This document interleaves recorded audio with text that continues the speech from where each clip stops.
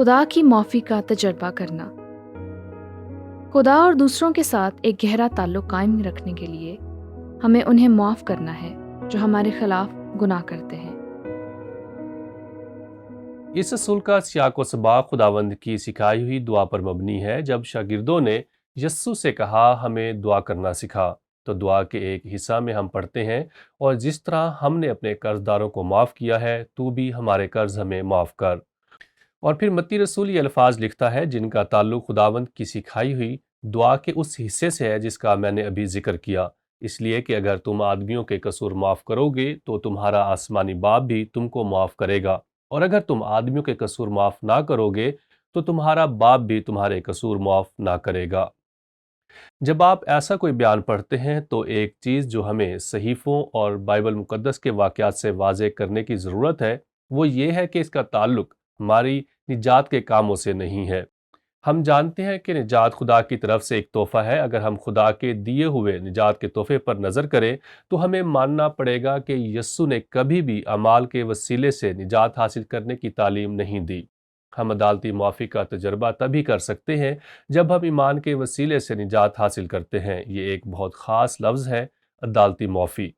ہم نے افسیوں کا خط بہت بار پڑھا ہے۔ پولس نے افسیوں کے خط میں یہ بات بہت واضح کی ہے کہ نجات خدا کی طرف سے ایک تحفہ ہے، کیونکہ تم کو ایمان کے وسیلے سے فضل ہی سے نجات ملی ہے، اور یہ تمہاری طرف سے نہیں، خدا کی بخشش ہے، اور نہ اعمال کے سبب سے ہے تاکہ کوئی فخر نہ کرے۔ یہ خدا کی بخشش ہے، یہ مفت ہے۔ ہم 1 یوحنا میں اس بارے میں پڑھتے ہیں۔ ان آیات میں ایک بہت ہی زبردست وعدہ ہے۔ اس آیت میں لکھا ہے، اگر اپنے گناہوں کا اقرار کریں تو وہ ہمارے گناہوں کے معاف کرنے اور ہمیں ساری ناراستی سے پاک کرنے میں سچا اور عادل ہے۔ اب اس کے اصل معنی اور یہ کب ہوتا ہے، ان میں کچھ اختلافی رائے ہے۔ اگر آپ بائبل مقدس کے واقعات کے سیاق و سباق کو دیکھیں تو اس کا مطلب ہے جب ہم اپنے گناہوں کا اقرار کرتے ہیں اور مسیح کو اپنا نجات دہندہ قبول کرتے ہیں تو یسوع کا خون ہمیں مسلسل گناہوں سے پاک کرتا رہتا ہے۔ اگر ایسا نہ ہوتا تو ہم کھو جاتے۔ اگر گناہ ہمیں خدا سے جدا کرتا ہے اور ہم نے مسیحی سفر کے دوران گناہ کیے ہیں تو مسیح ہوتے ہوئے بھی ہم نجات حاصل نہ کر پاتے، مگر یسوع کا لہو ہمیں ہر وقت گناہوں سے پاک کرتا رہتا ہے۔ یہاں یوں لکھا ہے، اگر اپنے گناہوں کا اقرار کریں تو وہ ہمارے گناہوں کے معاف کرنے اور ہمیں ساری ناراستی سے پاک کرنے میں سچا اور عادل ہے۔ ان آیات میں میرا ایمان ہے یوحنا یسوع کے ساتھ اس گہرے تعلق کی بات کر رہا ہے جو ہم قائم کر سکتے ہیں، کیونکہ ہم نے یسوع مسیح کے وسیلے سے ہی معافی حاصل کی ہے۔ اگر ہم یسوع مسیح اور دوسروں کے ساتھ گہرے تعلق کو قائم کرنا چاہتے ہیں تو ہمیں ایک دوسرے کو معاف کرنا ہوگا۔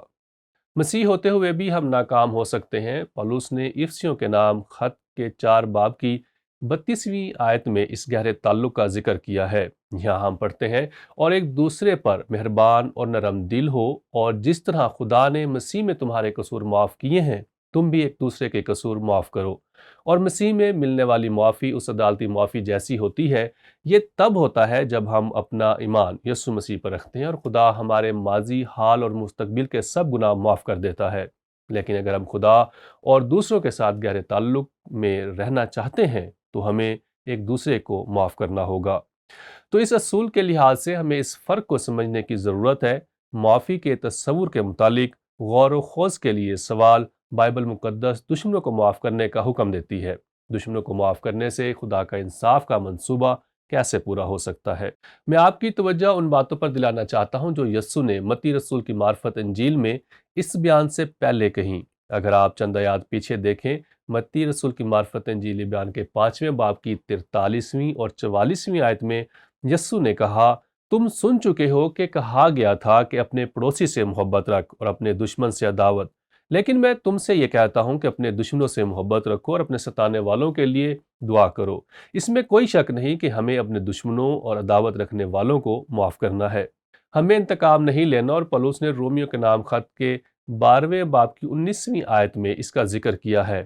اے عزیزو، اپنے انتقام نہ لو۔ یہاں وہ مسیح میں ساتھی ایمانداروں، دوستوں، بہنوں اور بھائیوں سے بات کر رہا ہے، بلکہ غضب کو موقع دو، یعنی خدا کا غضب، کیونکہ یہ لکھا ہے کہ خداوند فرماتا ہے، انتقام لینا میرا کام ہے، بدلہ میں ہی دوں گا۔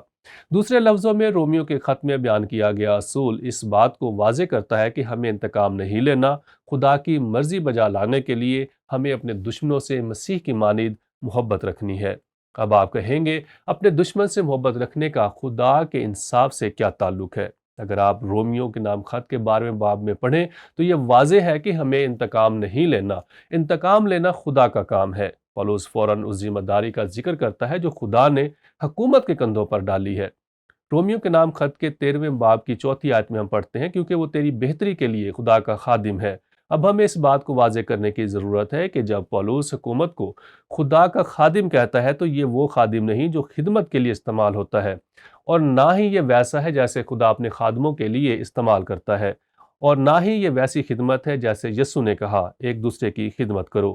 ہم ایک دوسرے کی خدمت کرنی ہے، یہاں تک کہ یسوع نے اس کی مثال ایسے دی کہ اس نے اپنے شاگردوں کے پاؤں دھوئے۔ اس نے کہا پس جب مجھ خداوند اور استاد نے تمہارے پاؤں دھوئے تو تم پر بھی فرض ہے کہ ایک دوسرے کے پاؤں دھویا کرو۔ تو اس کا مطلب ہے خدا نے اس دنیا میں حکومتوں کو خدمت کے لیے اس لیے رکھا ہے کہ افراتفری کم کریں۔ اب آگے ہم پڑھتے ہیں، لکھا ہے لیکن اگر تو بدی کرے تو ڈر، کیونکہ وہ تلوار بے فائدہ لیے ہوئے نہیں۔ یہاں وہ حکومتوں کے بارے میں بات کر رہا ہے، وہ ایک انتظام کی بات کر رہا ہے جو افراتفری کو کم کرتا ہے تاکہ لوگ ایک دوسرے کو مارتے کوڑتے نہ پھریں، اور خدا کا خادم پالوس یہ بار بار دہرا رہا ہے کہ اس کے غضب کے موافق بدکار کو سزا دیتا ہے۔ اب خدا کا حکومت کے لیے ایسا کوئی ارادہ نہیں ہے کہ وہ ہمیشہ درست کام ہی کریں گی۔ اس کا یہ مطلب ہرگز نہیں ہے کہ حکومتی اہلکار ظالم اور برے نہیں ہو سکتے۔ ہم اپنے ارد گرد ایسا ہوتے ہوئے دیکھ سکتے ہیں، مگر یہ بھی ایک حقیقت ہے چاہے معاشروں میں جو کچھ بھی ہو، ان میں سے زیادہ تر حکومتیں لوگوں پر حملہ نہیں کرتیں۔ جب وہ جواب دے رہے ہوتے ہیں تو تحفظ کا عنصر موجود ہوتا ہے۔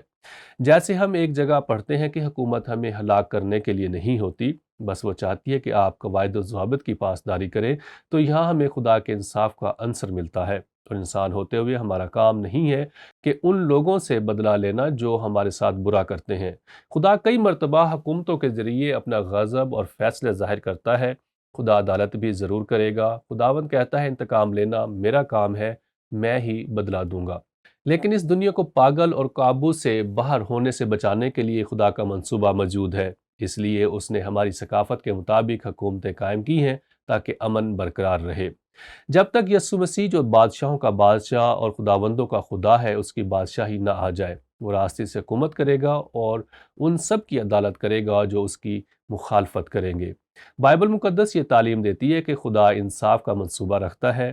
آپ میں سے چند لوگوں نے مجھے پہلے بھی یہ کہانی سناتے ہوئے سنا ہے، میرے دل کے بہت قریب ہے۔ میرے خیال سے آپ سمجھ گئے ہوں گے اس نے مجھے کس حال میں پہنچایا۔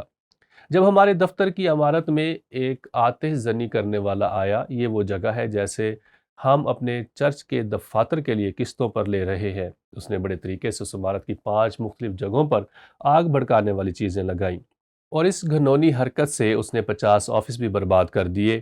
17 پادریوں کی لائبریریاں مکمل تباہ ہو گئیں، جس میں میری بھی شامل تھی۔ 40 ایسی بائبل جن میں سے گزرے سالوں میں تعلیم دیتا تھا، گزرے سالوں کے سارے نوٹس تباہ ہو گئے، یہاں تک کہ میری پوری لائبریری تباہ ہو گئی۔ میرے آفس اور باقی تمام دفاتر کی ہر ایک چیز تباہ ہو گئی۔ وہ ایک آتش زنی کرنے والا شخص تھا، اس نے نفرت میں ایسا کیا۔ یہ ایک مجرمانہ حرکت تھی۔ اور آپ کو کیا لگتا ہے، کیا مجھے غصہ آیا ہوگا؟ جی بالکل، مجھے بھی آپ ہی کی طرح ایسی کسی صورتحال میں غصہ آتا ہے۔ پالوس نے کہا غصہ تو کرو مگر گناہ نہ کرو۔ اب ایک چیز جو ہم اکثر کرتے ہیں وہ یہ ہے، معاملات کو اپنے ہاتھوں میں لے لیتے ہیں، مگر انتقام لینا خدا کا کام ہے، وہی بدلہ دے گا۔ اور فائر مارشل کے آنے کے بعد تحقیقات شروع ہوئی۔ ہم نے اس صورتحال میں انصاف کے لیے دعا کرنی شروع کر دی، کیونکہ اس مجرم کو انصاف کے کٹہرے میں لانے کی ضرورت تھی جس نے یہ مکروہ کام کیا تھا۔ اس دوران ایک چیز پر مجھے کام کرنا تھا۔ مجھے یاد ہے میں ساری کلیسیا کے سامنے گیا اور انہیں متی میں لکھا ہوا حوالہ یاد دلایا، جہاں لکھا تھا اپنے دشمن کے لیے دعا کرو۔ ایک دشمن ہی ایسی حرکت کرتا ہے۔ وہ صلیب، یسوع مسیح اور تمام مسیحوں کا دشمن تھا۔ وہ میرا دشمن اس لیے تھا کیونکہ میں حق کی تعلیم دیتا تھا۔ اس صورتحال میں جو میں مکمل بیان نہیں کر سکتا، اس نے معاملات کو اپنے ہاتھ میں لیا اور ہمارے سارے آفس تباہ کر دیے، جس میں میرا آفس اور لائبریری سر فہرست تھے۔ ہم نے وہ پھر سے بنا لیے ہیں، اور ایک جانور کتے کو جو ایسی صورتحال کو جانچنے کے لیے تیار کیے جاتے ہیں اسے بھی ساتھ رکھا ہے۔ ہمیں معلوم ہوا کہ آتشی مواد کدھر تھا، وہ کس قسم کا مواد تھا، مگر میں یہ سمجھانا چاہ رہا ہوں سب سے پہلے مجھے اپنے غصے پر کام کرنا تھا۔ مجھے معافی کے تصور کے ذریعے سب کام کرنے پڑے اور مجھے ساری کلیسیا کے سامنے جا کر بتانا پڑا، اور پھر وہ جان گئے کہ کیا ہوا۔ یہ واقعہ اتوار کے دن ہوا تھا، نہیں، سوموار صبح 1 بجے ہوا، اور بدھ کے دن تمام کلیسیا جمع ہوئی۔ میں نے انہیں ساری صورتحال سے آگاہ کیا، معاف کرنے کے لیے انہیں ابھارا اور انصاف کے لیے دعا کرنے کو بھی کہا۔ مجھے یاد ہے میں نے کہا کہ انصاف کے لیے دعا کرنے میں کوئی غلط بات نہیں ہے، بلکہ یہ ایک اچھی بات ہے۔ انصاف کے لیے دعا کرنا، اور سب سے اچھی بات یہ ہے کہ انصاف درست طریقے سے حکومتی ذرائع سے ملے۔ خدا نے ان قوانین کو قائم کیا ہے، ویسے ہمیں انصاف نہیں ملا، حالانکہ ہم اس شخص کو جانتے تھے جس نے وہ سب کیا۔ وہ کہاں گیا ہم یہ بھی جانتے تھے۔ اس کو جج کے سامنے پیش کرنے کے لیے ثبوت کافی نہیں تھے، اسی لیے معافی کو جاری رکھتے ہوئے انصاف کی دعا بھی کرتے رہے۔ میں اب بھی کبھی کبھار انصاف کے لیے دعا کرتا ہوں۔ میں نہیں جانتا کہ وہ شخص اب حیات بھی ہے یا نہیں۔ میں اس کے لیے اب بھی دعا کرتا ہوں کہ وہ مسیح کو قبول کر لے اور اس دنیا سے خدا کو شخصی طور پر جانے بغیر نہ جائے۔ کیا یہ آسان تھا؟ نہیں، مگر یہ میری ذاتی زندگی اور ہماری کلیسیا کی مثال ہے جو ہم نے معافی کے حوالے سے سیکھا اور اپنایا۔ یہ اصول ہم ایمانداروں کے آپس کے تعلقات پر بھی لاگو ہوتا ہے۔ تو غور طلب بات یہاں یہ ہے کہ خدا اور دوسروں کے ساتھ ایک گہرا تعلق قائم رکھنے کے لیے ہمیں انہیں معاف کرنا ہے جو ہمارے خلاف گناہ کرتے ہیں، اور اس صورت میں بھی کرنا ہے جب وہ ہمارے دشمن ہوں، ایماندار ہوں یا غیر ایماندار۔ کئی مرتبہ ایسا کرنا مشکل ہوتا ہے۔ یسوع نے یہ ایک بہت ہی زبردست انداز میں کہا جب وہ صلیب پر تھا۔ اس نے کہا، اے باپ، ان کو معاف کر۔ یہ اس نے ان کے لیے کہا جنہوں نے اسے وہاں لٹکایا تھا۔ ان کو معاف کر، کیونکہ یہ نہیں جانتے کہ کیا کرتے ہیں۔ اور ہم بھی گناہ کی وجہ سے ان سب میں شامل ہیں۔ ہمارے گناہوں کی وجہ سے وہ صلیب پر چڑھایا گیا۔ یہ رومی سپاہی اور یہودی رہنماؤں کی وجہ سے نہیں ہوا۔ اس نے ایسا ہمارے لیے اور تمام دنیا کے گناہوں کے واسطے کیا۔